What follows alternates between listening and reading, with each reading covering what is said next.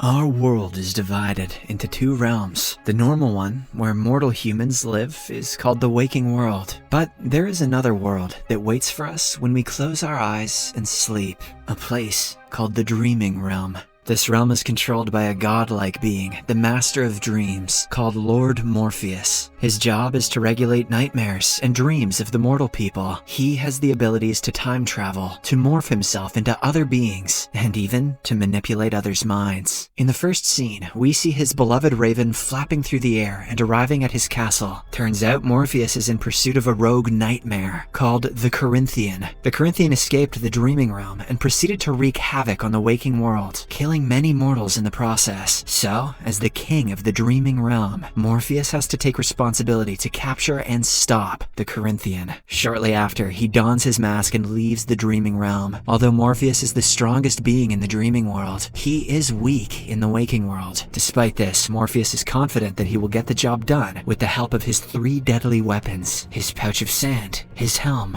and his ruby. At the same time, in 1916 England, a man named Lord Magus and a famous magician are attempting a ritual to capture the Angel of Death and force her to revive their deceased sons. They are accompanied by their disciples, who all respond in culty unison, "Here in the darkness." As this goes on, Lord Morpheus approaches the Corinthian in London. The latter has just killed a man, and as Morpheus is about to finish him off, suddenly, he hears the chant, "Here in the darkness," repeating in his head. The very next second, he disappears. It turns out that instead of capturing the Angel of Death, Magus has mistakenly trapped the King of Dreams in his basement. Nonetheless, since Morpheus is a supernatural being, Magus decides to keep him hostage and takes away his sand pouch, his ruby, and his helm, leaving him powerless on the floor. And because of his imprisonment, the waking world starts going through a terrifying situation. A disease known as the sleepy sickness breaks out. The next morning, we see that over 1 million men, women, and children never woke up from their dreams, meaning they died in their sleep. That afternoon, the nightmare, Corinthian, tracks down Lord Magus and gives him advice on how to keep Morpheus captive, because if he escapes, he'll come for them both. They'll need to trap him inside a glass sphere, which itself is inside a binding circle to contain Morpheus's physical manifestation. Corinthian also advises Magus to make his guards take stimulants to ensure they never fall asleep in Morpheus's presence, because if they do, he will enter their dreams and control them. At last, Corinthian tells Magus to get rid of Morpheus's raven, as she will do whatever it takes to free him. Later, Magus heads to the basement, where Morpheus has been imprisoned, and asks him to return his son. However, the King of Dreams remains silent and naked, and barely even moves his body to respond to the questions. The same routine continues for nearly a decade, but Morpheus still hasn't uttered a word. During this time, Magus's second son Alex grows increasingly curious about the prisoner, and even tries to help him get out. However, Morpheus only remains silent, narrating to himself that he cannot give what these humans want. The wish will only disrupt both the waking and the dreaming worlds. It is now 1926, and Morpheus's stolen vestments have created youth and prosperity for Magus and his followers. One day, Alex approaches Morpheus and again explains how his father would let him out if he returned his dead son. Unfortunately, Magus catches his son talking to Morpheus and punishes him for doing so. He then blackmails Alex into killing the raven, and the boy reluctantly lures the bird into Morpheus's cage and shoots it dead. A devastated Morpheus can only watch the horror unfold from inside of his captivity. Several more years pass by, and one day, Magus's mistress, Ethel, reveals that she is pregnant. However, Magus wants her to abort it, saying he doesn't want any more children. Enraged, Ethel runs away from the mansion, but not before stealing Morpheus's helm, ruby, and the pouch of sand. Because of this, Magus starts going crazy, and even offers Morpheus freedom and the chance to get back his stolen items from Ethel, if he grants Magus immortality, wealth, and influence. However, Morpheus still refuses to speak. This finally breaks Magus, and he takes his frustration out on poor Alex. The two get into a scuffle that results in Magus falling backward and hitting his head on the floor, killing him instantly. Devastated, Alex heads to the garden, where he is comforted by a worker named Paul. The two talk for a while, and Paul suggests he try and reason with Morpheus. However, Alex fears that it is not a good idea, because he has already committed a sin by killing Morpheus's raven. As a result, the imprisonment goes on for decades. It has been 104 years since Morpheus was lured and trapped in captivity. Both Paul and Alex are now old and wrinkly, but they still want to negotiate with Morpheus. And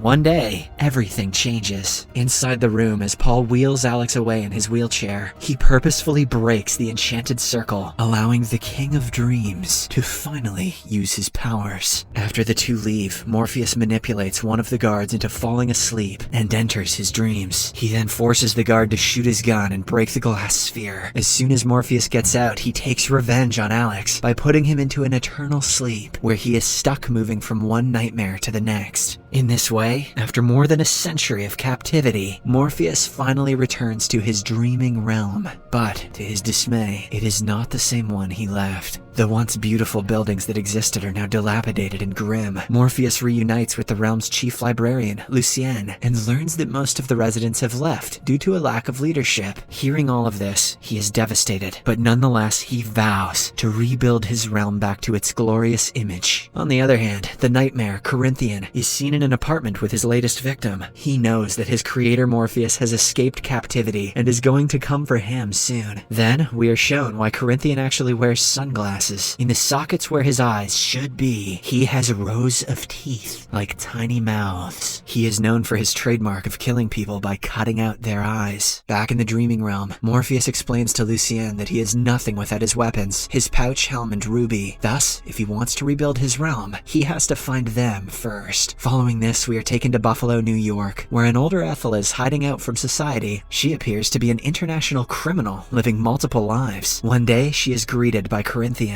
who proposes a partnership between them, as they are both enemies of Morpheus. Ethel immediately agrees, and thus, they begin their alliance. When they are planning on how to tackle the situation, Ethel tries to lie that she does not know where Morpheus's weapons are, but Corinthian brings up her son, and proves he knows more than she initially thought. Back in his palace, Morpheus explains that the only way to get back his weapons is by summoning the trio of goddesses, known as the Fates. But for this, he needs something powerful from which he can absorb power. Hence, Morpheus visits two dream brothers, wanting to take back a gift he gave them a long time ago. It turns out the gift is an adorable dinosaur named Gregory, which the brothers love very much. They are reluctant to let him go, but Gregory himself agrees to sacrifice himself for the sake of his creator. With this, Morpheus drops to his knees and absorbs the creature's soul. Now, he has enough power to contact the Fates. Following this, he transports himself into the dreams of others, a land which he did not create. There, Morpheus finds a mysterious snake, with the help of which he finally summons the Fates. The three goddesses take the snake from Morpheus, and in return provide him with a clue about each item. The leather pouch, filled with sand, was sold in London, last purchased by a magic user called Johanna Constantine. The helm was traded away to a demon from hell in exchange for an amulet of protection, and the ruby was gifted from a mother to a son. That ruby clue was not very good. Back in Buffalo, Ethel still continues to say that she is unaware of where Morpheus's tools are, but in reality, she traded the sand and helm for a fresh start in the US, while her son John took the ruby from her when he got older. This means that the ruby can bestow one with an eternity of life. In response to her lies, Corinthian prepares to cut her eyes out, but before he can proceed, Ethel reveals that she doesn't need Morpheus's weapons, as she has her own. She then brings out the amulet of protection that evaporates Corinthian into thin air instantly. After this, Ethel goes to a prison-like hospital, where she meets with her son John, who is now an old man. She inquires about his therapy and tries to converse, but John doesn't say anything. Elsewhere, in the dreaming realm, Morpheus informs Lucien that he must go to London and find his pouch of sand so that he will be strong enough to travel to hell for his helm. And just after he leaves, Corinthian is thrown to the dreaming realm as a result of Ethel's mysterious amulet. Lucien greets him and attempts to convince him to stay out of the waking world. However, Corinthian is adamant on returning there. In the next scene, Morpheus arrives in London and meets the magic user who supposedly has the pouch, Johanna Constantine. He tells her that they have business to handle. However, she shrugs him off and leaves, saying that she has an exorcism to deal with. Then she goes into a church, where she learns that a rich princess is trying to marry a footballer. Expectedly, Johanna is confused as to why the couple would require an exorcism, but just then, she hears the princess screaming. It turns out the football player has been possessed, and soon a demon climbs out of his mouth. It completely eviscerates the football player and turns its attention on Johanna. Morpheus also arrives at the same time and recognizes the demon. The two then begin conversing, but Constantine takes advantage of the distraction and exorcises the demon back to hell. Following the incident, Constantine and Morpheus finally have a proper conversation outside, where he asks about his pouch of sand, but